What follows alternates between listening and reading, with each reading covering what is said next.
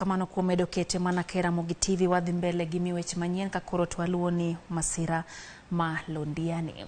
En kuyo koda chiedhnade ne familia more kadak malanga e kaunti ma Nakuru. Anyuola ni ne owito ji ariyo Masira mar apaya manotimore Londiani otieno ma tich abich juma mokalo. Mary Ng'ang'a ma jahigni 56 kod nyakware ma jahigni 14 noyudo dhike richo kane nyamburko mane giidho noyudre masirano manonego ji 52. Jofwambo magwa nolimo dalagi kendo kelonwa sigani yo machal kodma.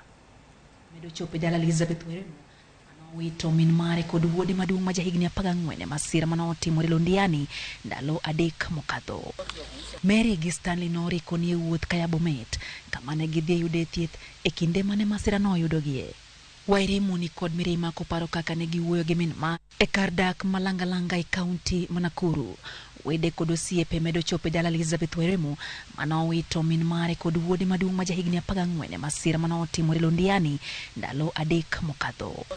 Mary gi Stanley noriko ni wuoth kaya Bomet kama ne gidhi yude thieth e kinde mane Masira noyudogie. Wairimu ni kod mirima koparo kaka ne giwuoyo gi min mare kod wuode kapok Masira notimore. Tuliongea on Tuesday night. Akaniambia anataka kwenda hospitali huko Bomet. Sasa nikamuliza anaenda aje, akaniambia anaenda na matatu.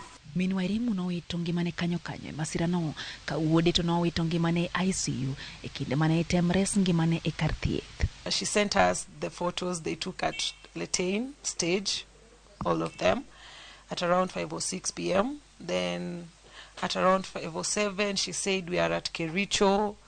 Then we all said Janimasis.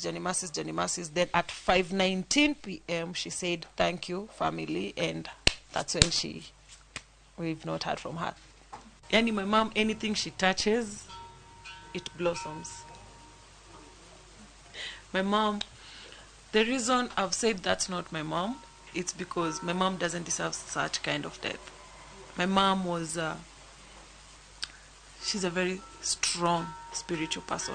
Riwruok mar Red Cross kod tend county ma Nakuru osekawo nonro mar thieth joma moko ariyo mapok oyangi kaluwore gi pek mar hinyruok mane giyudo. Familia 50 oseyango jogegi bang' ka notimnegi bero ka familia 28 bende osego ripot e apis riwruok mar Red Cross kapod gimanyo jogegi.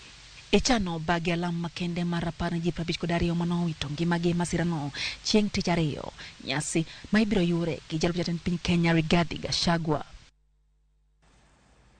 Min nyathi ma wuoyi ma jahigni 3 kod nus mayangore ni